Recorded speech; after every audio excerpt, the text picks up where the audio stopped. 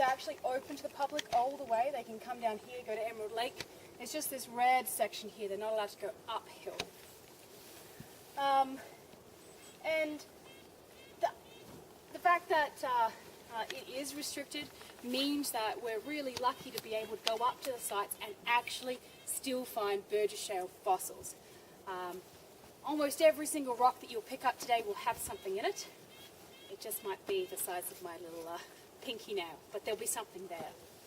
And this is where I have to tell you the bad news if you are hoping just to take home just the smallest of souvenirs. There's no removing of any of the rocks today, and no smashing open of any rocks either. But there's lots and lots of material that's right there.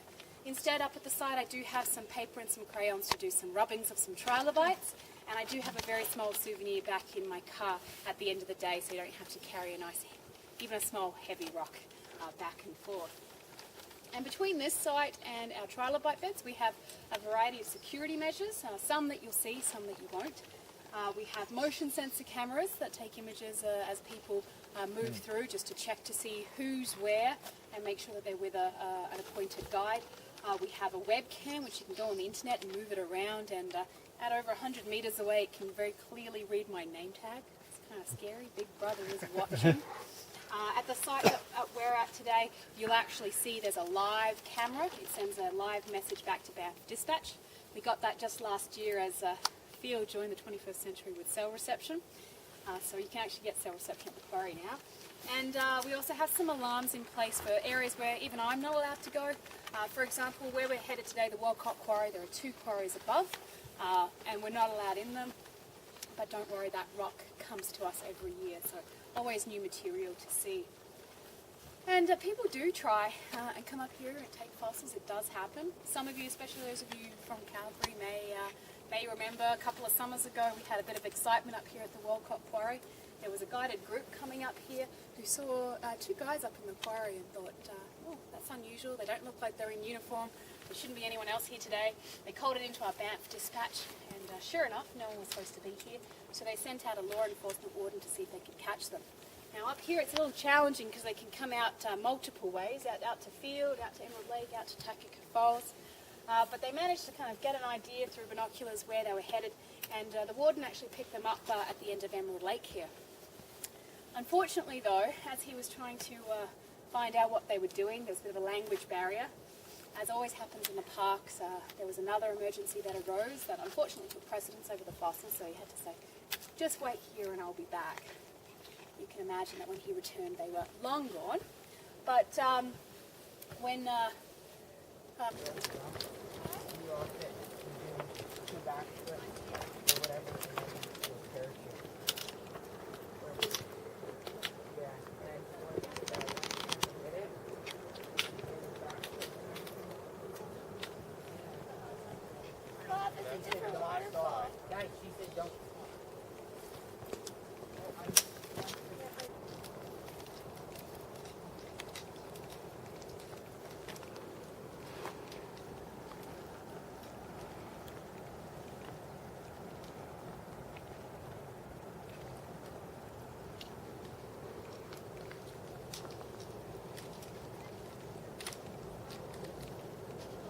nice classic examples of glacial moraines at the bottom there, those big piles of rock.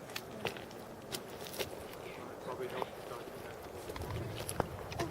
Yeah, and so there's actually a lot of people doing studies in glaciers back So some nice views here. Huge mountainscape. It's hard to imagine that all of this used to be an underwater ocean. And you know, it's quite incredible not only that the Burgess Shale fossils were actually preserved and created, but the fact that they have survived millions of years of mountain building to still be around today. I mean, you can see these peaks are massive, and they started to build around 150, 140 million years ago until about 70 million years ago. And when they first were built, these peaks were massive. They were sometimes as much as 10 kilometers above sea level. But of course, what's the big erosive force in the Rockies? Water. Yeah, water, in particular in the form of ice. So the glaciers have carved away these big, beautiful valleys. So once upon a time, this big, beautiful glacier, Emerald Glacier, would have flowed off the mountain all the way into the basin here. And it's probably part of the way to access at our Burgess Shale. And this beautiful rock that we just walked through along the rock wall, this kind of stripy stuff, this is what we call zebra limestone. It's part of the Eldon Limestone Formation. And these beautiful layers of rock are layers of limestone and dolomite. And so dolomite is really just limestone that's had a magnesium, sorry, totally gapped. A magnesium come through it, and then a little bit of extra heat and pressure to change it into dolomite.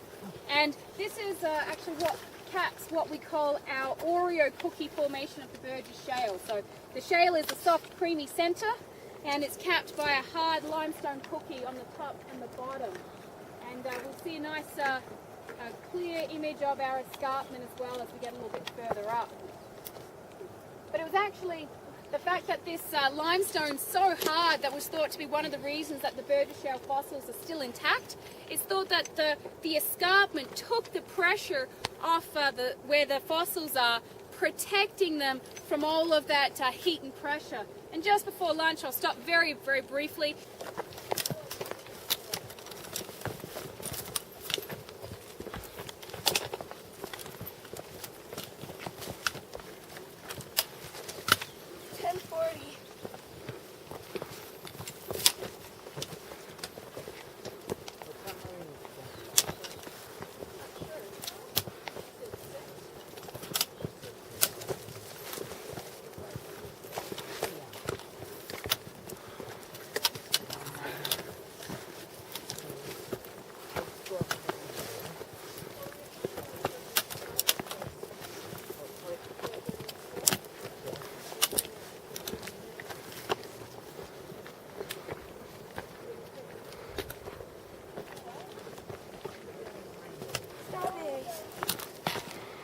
Let's go.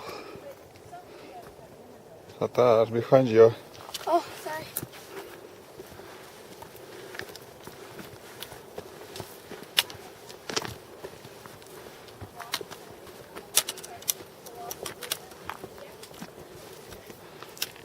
Look on the left-hand side at the bottom section of that avalanche.